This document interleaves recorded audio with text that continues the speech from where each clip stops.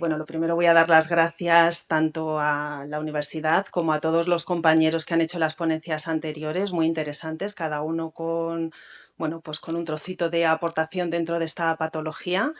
Y también gracias a los familiares y a los pacientes que habéis decidido venir a escuchar un poco lo que os tenemos que contar, que en muchas ocasiones y sobre todo, ya os diré, de fisioterapia conocéis tanto más como los propios fisioterapeutas, pero bueno, pues como se suele decir, siempre se aprende un poquito de todas estas jornadas y de todas estas sesiones, ¿no? Yo voy a empezar justo por lo que no se debe hacer, que es deciros de qué no voy a hablar, ¿de acuerdo? Entonces, no voy a hablar de ventilación mecánica, porque bueno, aunque aquí se ha nombrado de alguna manera, es una situación y es un abordaje del paciente, los ventiladores, que es un mundo y que da por sí mismo para una ponencia exclusivamente la ventilación mecánica. Tampoco voy a hablar de la fisioterapia motora, es decir, de esa fisioterapia de movilidad a nivel neurológica que se hace con los pacientes de ELA. Y tampoco voy a poner en mi ponencia gran bibliografía para cubrir las diapositivas y sustentar lo que voy a hablar, sino que al final de la ponencia os voy a poner pues un código QR para que si estáis interesados y os apetece informaros un poquito más y leer, pues que tengáis ahí toda la bibliografía sobre la que he sustentado lo que os voy a hablar, ¿de acuerdo? Y a partir de aquí, ahí, sí que os voy a contar de qué vamos a hablar en esta ponencia, que tiene que ver con qué hacemos los fisioterapeutas a nivel respiratorio, a nivel de los cuidados respiratorios en los pacientes con esclerosis lateral amiotrófica. Ha salido, yo creo, básicamente en cada una de las ponencias la importancia y la trascendencia que tiene la afectación respiratoria en estos pacientes, ¿no? Desde el inicio hasta el final. De hecho, es la afectación y la patología y los problemas respiratorios son lo que más calidad de vida resta al paciente con esclerosis lateral amiotrófica y lo que al final implica que tenga una mayor morbi y mortalidad en esta patología. Es muy importante que tengamos claro que el paciente con esclerosis lateral amiotrófica es un paciente que tiene de base, de forma general, ¿no? Lo sabrá también que tengan su propio EPOC, etc., pero que es un paciente que tiene un pulmón sano, ¿de acuerdo? Es decir, paradójicamente, a pesar de que van a padecer de mucha patología, de muchas infecciones respiratorias, es un paciente que su pulmón de base está bien, con un parénquima, con un tejido pulmonar que está correcto, pero el problema en este paciente no es el pulmón, va a ser esa bomba, esa mecánica ventilatoria que viene dirigida por los músculos respiratorios. Es decir, igual que se va a afectar por ese problema de la motoneurona un bíceps, un cuádriceps, una musculatura extensora, se van a afectar también los músculos respiratorios, de igual manera. Y vamos a ver, que también ha salido un poquito antes, sobre todo en la ponencia del profesor Ríos, que sobre todo el problema viene dado porque se afecta al principal músculo respiratorio, que es el diafragma, ¿de acuerdo? Entonces, la base de estos problemas respiratorios, volvemos a insistir en que tienen que ver con esa debilidad muscular, ¿de acuerdo? Para entender por qué en fisioterapia respiratoria hacemos las técnicas que hacemos, elegimos los instrumentos que elegimos y tratamos al paciente como le tratamos, es importante saber en este campo específico qué es lo que le pasa al paciente a nivel respiratorio, ¿no? Y podemos dividirlo como si dijéramos en tres grandes bloques de afectación respiratoria. Como os decía, la primera tiene que ver con esa afectación de la musculatura inspiratoria, de los músculos que se encargan de llenar nuestros pulmones de aire. Y en este sentido no tenemos mucha gran variabilidad, ¿vale? La responsabilidad de meter ese aire dentro del pulmón recae fundamentalmente sobre el músculo diafragma, ¿no? El músculo diafragma, para que os hagáis una idea, es el responsable aproximadamente del 80% de la capacidad vital del paciente. Por lo tanto, si falla, pues el paciente tiene un problema, ¿no? A ese nivel. ¿Qué nos dicen los pacientes con ELA en general que sienten a nivel respiratorio, ¿no? Nos dicen que les cuesta inspirar profundo, coger aire, ¿no? Es como que les cuesta llenarse de aire y que además cuando tienen que toser también tienen como cierta dificultad, les cuesta toser, no tosen como con ganas, ¿no? Esas son como si dijéramos las dos grandes características que te refieren. Es cierto, al igual que ha dicho Yolanda y ha dicho el doctor Macías, que hay una serie de signos y síntomas que van apareciendo a nivel respiratorio que pasan muy desapercibidos, ¿no? Ese cansancio, esa sensación de fatiga, pero bueno, ¿quién no está fatigoso, no? O está cansado en el día a día, ¿no? Esa somnolencia, me quedo dormido, me duele la cabeza, todo esto tiene un trasfondo en general que está vinculado con esa hipoventilación, con esa falta de oxigenación nocturna. Si el pulmón, si el diafragma no funciona bien, esa caja torácica no se va a poder expandir bien, el resto de los músculos van a ir perdiendo poquito a poco elasticidad y vais a ver que esos 3 bloques que os he puesto ahí van totalmente integrados y de la mano uno con otro, no los podemos separar, ¿no? La afectación de uno de los bloques está muy vinculado a la afectación de los otros 2. ¿Cómo se sabe si un paciente tiene un problema con esa fuerza de la musculatura inspiratoria? Bueno, pues hay distintas pruebas. Entre ellas se mide un valor que es la capacidad funcional, que es muy indicativo del estado respiratorio del paciente y también es un indicativo y nos da mucho valor también acerca de la progresión de la enfermedad. Hablo a nivel respiratorio, ¿eh? Podemos medir también si el diafragma está fuerte con ese PIN famoso, que es la medición de la fuerza inspiratoria, que es una prueba en la cual al paciente lo que se le pide es que haga una inspiración muy fuerte para ver si está fuerte ese músculo diafragma, ¿no? Y en otros casos, si el paciente ya tiene alguna afectación, porque tanto la espirometría como la medición del PIN implica que tiene que cerrar y sellar muy bien la boca alrededor de los dispositivos y si ese paciente ya tiene alguna afectación a nivel de la musculatura bucal o una disfunción o una afectación más vulvar y le cuesta mucho trabajo realizar esas pruebas, tenemos una alternativa que es el sniff nasal, por lo cual nos va a permitir saber la fuerza o conocer la fuerza de esa musculatura inspiratoria a través de una inspiración forzada que se hace no con la boca, sino con la nariz, ¿de acuerdo? Y también da muy buena correlación con esa fuerza del diafragma.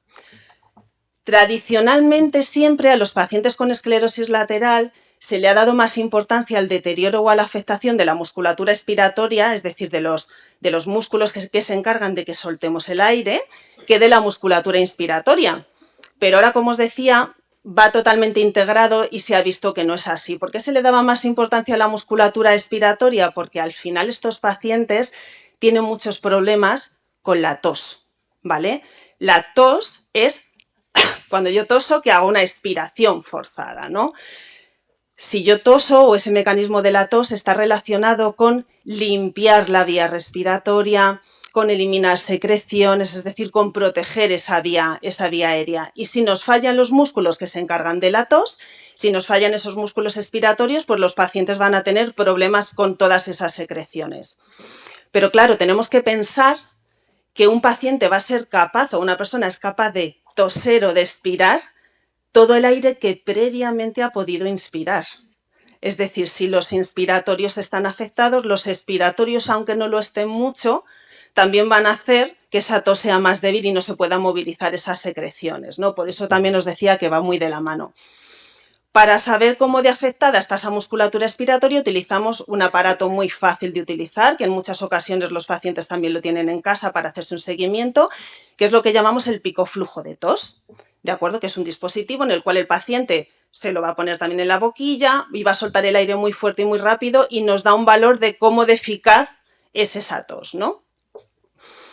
Cuando hay una afectación también de tipo vulvar, que esto también se ha venido repitiendo en las ponencias anteriores, pues el problema lo tenemos en que toda esa musculatura que tiene que ver con hablar, con deglutir, que además está muy vinculado a la respiración, con contener esa saliva, con movilizar la lengua, pues se va a ver afectada. Si todo eso se ve afectado, va a haber una bandera roja de peligro en este tipo de pacientes que tiene que ver con que se va a facilitar que puedan aspirar, ¿no? Y que hagan eso que llamamos aspiraciones silenciosas, que en muchas ocasiones son aspiraciones silenciosas, puede ser de trocitos de comida, puede ser de grandes cantidades de saliva, es decir, aspiraciones que va haciendo el paciente, que van yendo partículas que van yendo al pulmón y que van a ser causa de infecciones respiratorias que van a complicar mucho el día a día de ese paciente, ¿no? Como os decía antes, también qué escalas utilizamos o qué herramientas utilizamos también para saber si un paciente tiene una disfunción vulvar y esta musculatura está muy afectada. La más común y que seguramente habréis visto en la clase de Manuel, o si no la veréis en la clase de Manuel, es la famosa escala Norris, ¿no? Y consideramos que un índice por debajo del 29 pues nos indica que un paciente tiene una disfunción vulvar.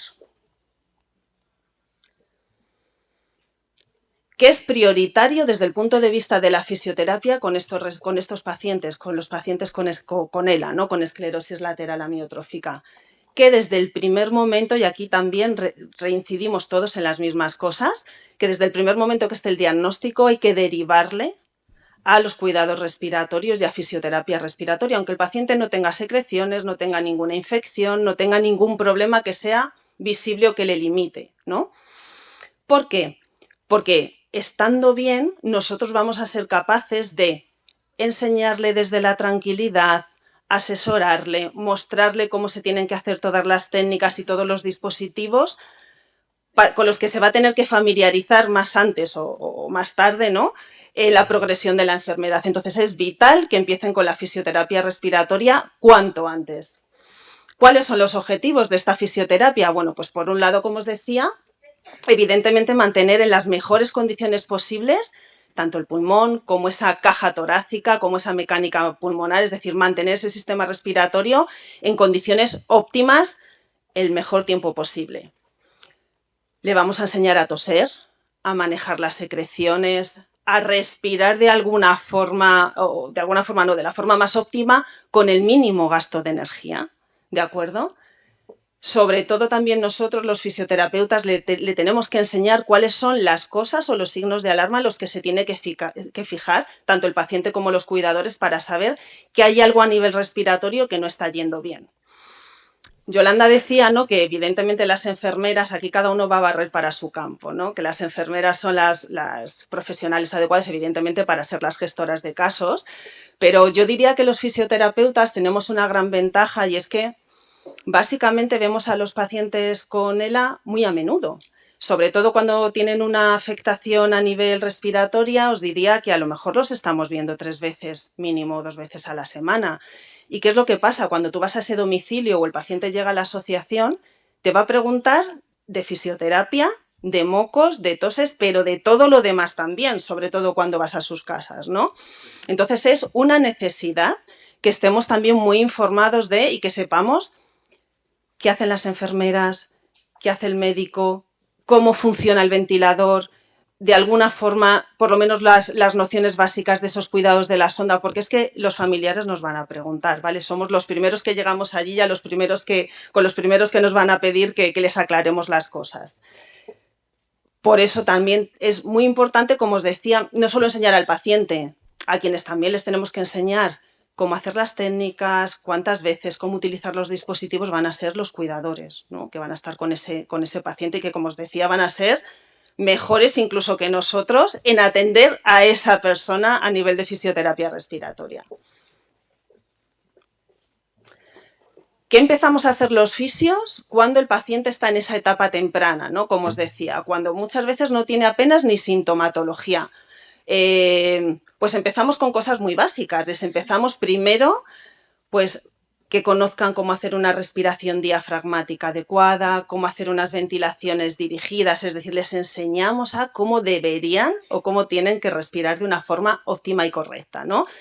En muchas ocasiones tenemos que empezar el día 1 por enseñarles dónde está el diafragma, ¿vale? Cosas tan sencillas como esas, ¿no? Y a partir de ahí ir dirigiendo poquito a poco y enseñarles cómo tienen que respirar, de qué forma lo tienen que hacer tranquilos. Este dispositivo que os he puesto ahí, que es el incentivador, seguramente lo conoceréis la gran mayoría de vosotros. Les enseñamos también a cómo manejar el incentivador, que es un dispositivo para ayudarle a ganar o a mantener ese volumen y esa amplitud pulmonar. Y a partir de ahí ya empezamos a añadir técnicas que van siendo un poquito, bueno, pues un poquito más complejas, ¿no? La primera quizá que les enseñamos es lo que llamamos la asistencia manual de la tos. Os decía que estos pacientes tienen serios problemas cuando la enfermedad progresa para poder expirar con fuerza y con rapidez, para poder toser. Entonces, antes de empezar a recurrir a lo que son los dispositivos o a los tosedores mecánicos, les enseñamos a hacer esa asistencia manual de la tos, que la puede hacer inicialmente el propio paciente o la pueden hacer los familiares, y que consiste en algo tan básico como colocar unas manos a nivel del abdomen, indicarle al paciente cómo tiene que coger aire, que se llene bien de aire, que retenga para cerrar la glotis, en tanto en cuanto esto de momento sea posible, y que luego suelte el aire muy rápido y muy fuerte, como si quisiera hacer una tos, a la vez que nosotros o el familiar o incluso el propio paciente se hace una compresión a nivel abdominal en la zona del diafragma para elevar el abdomen y ayudarle a hacer una tos espontánea, ¿vale? Ese tipo de técnicas se utilizan mucho y además está bastante evidenciado que funcionan y que tienen bastante efectividad. ¿Qué tenemos que tener cuidado? Evidentemente, si vamos a hacer una compresión a nivel abdominal, tendremos que tener cuidado que el paciente, si no tiene todavía una sonda, pues no esté recién comido, que esta maniobra no le genere dolor y le sea cómoda, y evidentemente si tiene una sonda, esta maniobra la vamos a eludir y no la vamos a hacer, o sea, una sonda gastro, ¿de acuerdo? 5 minutos, me valen. La siguiente técnica es la técnica también que llamamos, la vais a ver en la literatura como staking, como técnica de apilamiento, que consiste en, como si fuera una bomba de la bicicleta, que queremos hinchar la rueda, pues en insuflar al paciente con un ambú, como veis ahí en la fotografía, que puede ir conectado a un tubo con una boquilla o una mascarilla en la cual hacemos insuflaciones, el paciente va llenándose de aire, retiene y luego lo que le pedimos es que haga o una expiración rápida o una tos. ¿Para qué nos sirve? Nos ayuda, y la literatura nos dice que nos ayuda por un lado también a mantener la capacidad vital del paciente, pero sobre todo nos facilita la tos y sobre todo también le hace al paciente muy partícipe en esos estadios iniciales de su propia implicación, ¿no?, con ese llenado y con ese trabajo pulmonar. El propio paciente se puede insuflar, el familiar o el cuidador le puede insuflar, ¿de acuerdo? Es decir, también le da cierta dependencia. Y además se ha visto que esta técnica reduce o mejora el riesgo de aspiración, de esas aspiraciones ocultas que os decía antes. Otra de las cosas que se utiliza también y que se empieza a hacer con estos pacientes desde el inicio es el entrenamiento de la musculatura respiratoria. Tenemos claro que si el principal problema tiene que ver con la debilidad de los músculos respiratorios, los podremos entrenar. Para eso, ¿cómo se hace? Utilizamos unos dispositivos que hay en el mercado que se llaman Threshold, el Power Breath, hay varios, en los cuales hay un resorte que se pone una resistencia y en función de las pruebas de esa fuerza de la musculatura respiratoria que nos han salido, utilizamos una carga, ¿no? Es como cuando hacemos pesas en el gimnasio, lo mismo, pero hacemos pesas con la musculatura respiratoria. Y podemos trabajar o los músculos inspiratorios o los músculos expiratorios, o podemos trabajar tandas de músculos inspiratorios y músculos expiratorios, ¿de acuerdo? ¿Cómo se hace? Pues la literatura también nos da distintas, como si dijéramos, distintas recetas, ¿no? 2 veces al día, varias series de repeticiones con una carga en torno al 40-50% que podemos ir subiendo progresivamente. Como siempre con la ELA, lo que tenemos que tener cuidado es con que el paciente no se fatigue. ¿De acuerdo? Nos da igual lo que nos digan los papers, el paciente no se puede fatigar, tiene que meter periodos de descanso y incorporar esto de forma paulatina, que sí que se ha visto que a pesar de los riesgos, o sea, a pesar del miedo inicial cuando se pautó, se puede hacer sin ningún riesgo y el paciente además lo integra bastante bien. Tenemos los asistentes mecánicos de la tos. Ya cuando el paciente no puede toser con la efectividad que tiene que toser para movilizar secreciones, nos ayudamos de unos dispositivos que llamamos tosedores, que lo que hace es que, por un lado, insuflan aire al paciente con una presión positiva, dejan un tiempo de descanso entre la insuflación y la exuflación y luego exuflan el aire al paciente. En esa insuflación, descanso, exuflación, ¿qué es lo que se intenta simular? La tos del paciente, ¿vale? Estos dispositivos, como decía Yolanda, también en muchas ocasiones se pautan desde el inicio porque se ha visto que ese periodo de insuflación ayuda a mantener la distensibilidad pulmonar, ya que el pulmón no pierda elasticidad, ¿de acuerdo? También Hay varias recetas de cuántas veces al día, qué presión poner. Lo que son las casas comerciales nos dicen que cuando se trabajan en torno a los 40 centímetros de agua, trabajamos con unas presiones de seguridad, pero hay que adaptarlo completamente al paciente, porque hay pacientes que con esa presión hacen un cierre glótico y no podemos, o sea, no funciona, y lo que hacemos es que el paciente empeora. Y se ha visto que con presiones más bajitas los pacientes lo toleran mejor, y hay otros pacientes que toleran presiones también más altas y que funcionan muy bien, lo toleran muy bien y lo tienen muy bien integrado. O sea que eso es el fisio también quien tiene que manejarlo con ellos. Esto es un poco, que a mí no me gustan los protocolos, pero bueno, como sí que hay bastantes alumnos por aquí, pues un poco por pautar y por hacer una síntesis de qué hacemos al principio y qué hacemos al final, ¿no? Empezamos por ese principio, como os decía antes, con cosas más básicas y en las cuales tiene que ser el paciente el que se lo haga todo básicamente, posteriormente con un poquito más de la ayuda de los cuidadores, hasta esa fase más final que el paciente puede elegir de una forma informada o consensuada el poderse hacer una traqueo o el hacerse una traqueo, que también a través de esa traqueo, por ejemplo, ese tosedor o ese dispositivo que os he enseñado antes se puede utilizar y también funciona bastante bien.